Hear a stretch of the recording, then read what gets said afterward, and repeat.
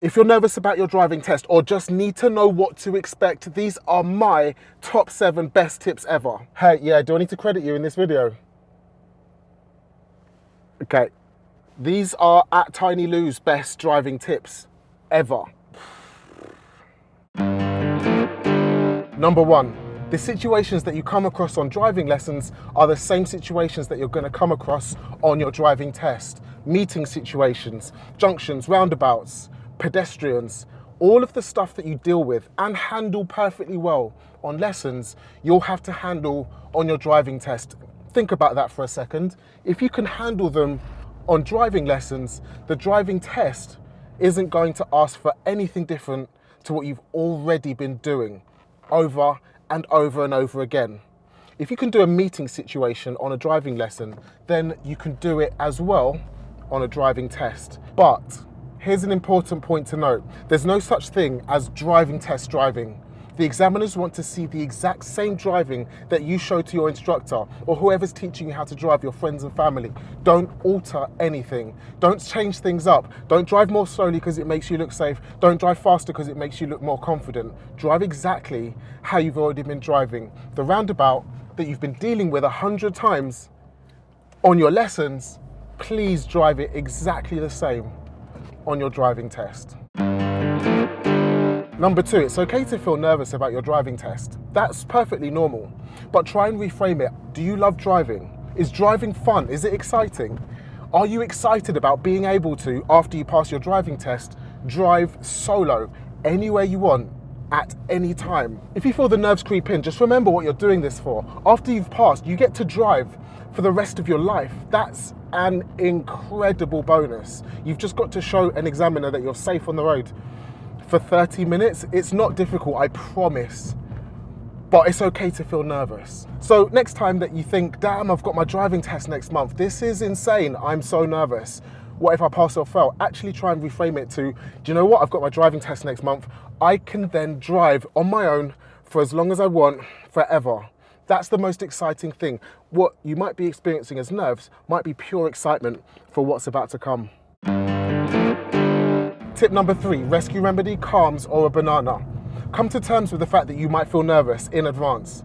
Do something about it before you get to your driving test. Once you get to your driving test, it's too late to really do anything about it. But in advance, try and take some time to think about how you'll feel on the day. How are you going to feel once you've got that guy with the high-vis jacket on next to you and you're in the driving seat, actually on your driving test? Are you going to feel nervous? Are you going to cope with it? How bad is the nerves going to be? How are the emotions going to feel? If you start to think about that before, you can process it in advance so it doesn't come and smash you in the face on the day. If you feel like you're going to be really nervous, then do something about it in advance. And here's my best tips for nerves. If you feel like you're going to be nervous, this is everything I've learned in all of my years as an instructor to help you beat driving test nerves. Number 4, this one's legit. Listen, break your driving test down into tasks. When you have a huge task to deal with, whether that be a house renovation, whether it be GCSEs, whether it be any kind of exams or any kind of project, if it's huge, your brain automatically will shut down and say, nope, I ain't doing that. I can't do that. You'll start making excuses, but if you break it down into chunks, it makes the entire thing so much more manageable. And the driving test is already broken down into chunks. Let's use that. Along the route of your driving test, your examiner will ask you to pull over multiple times, usually between 4, 5 or 6, whether that be for a maneuver or just to pull over to get you to pull away again. You've got then an opportunity to sit and chill. Take a deep breath, a sip of water, process what's just happened. You've just done about 5 minutes of driving and then think, okay, now I've just got 5 more minutes of driving to go. 5 minutes, that's manageable. Everybody can drive for 5 minutes. And then it's just 5 more minutes until the next stop. Try that in your head right now. Tell yourself that you've got an entire driving test coming up and see how you feel. And then tell yourself that you've just got a few 5-minute chunks of driving coming up. See how that feels. I bet that feels a lot more manageable. Okay, number 5. I know as much as you want to pass first time, it's not possible to guarantee anybody a pass, so you have to come to terms with the fact that you might fail.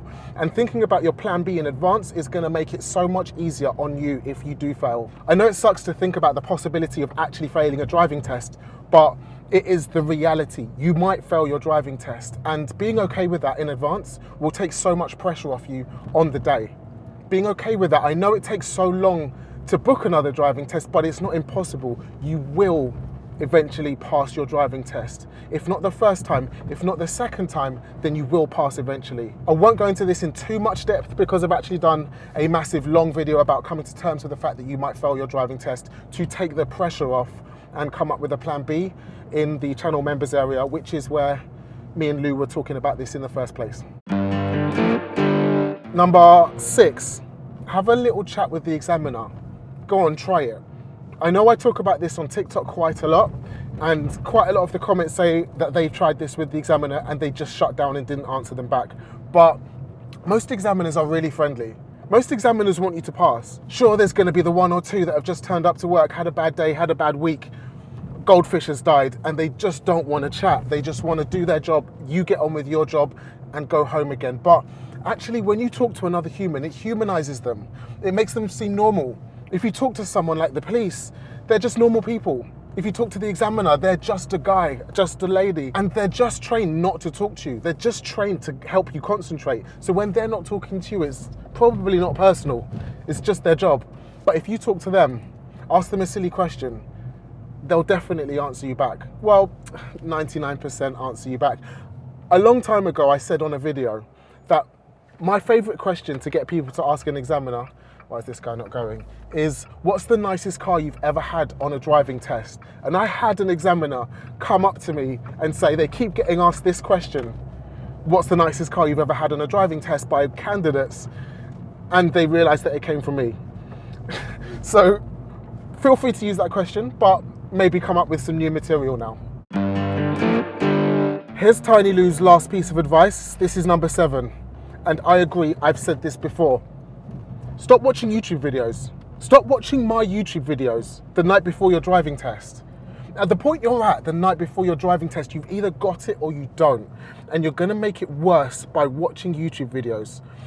Let's think about it like this. If you watch a YouTube video and you get a tip, you don't have time, you don't have any more driving lessons to practice that tip. So the first time that you're gonna be trying this new item, this new thing, or implementing a new piece of information is on your drive. That's the worst. On your driving test, that's the worst time to try anything new. So all you're gonna do is work yourself up, spot more things that you should or could work on, spot more things that you need to think about.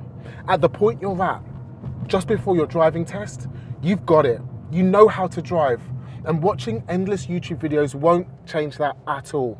The best thing that you can do is have the most relaxing evening that you possibly can. Spend the time relaxing, hydrating, and eating nutritiously. Relax. Your driving test is here. It's your time to shine. This is your time to get a license. This is a whole new chapter in your life.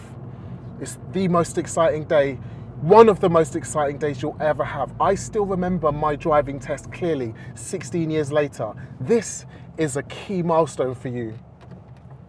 You got this. Good luck. This is the video I referenced earlier. It's my best tips on beating driving test nerves. But remember, it's okay to feel a bit nervous for your driving test, but doing something about it in advance will make your test a lot easier. If you need more help, then let me know in the comments. We got this.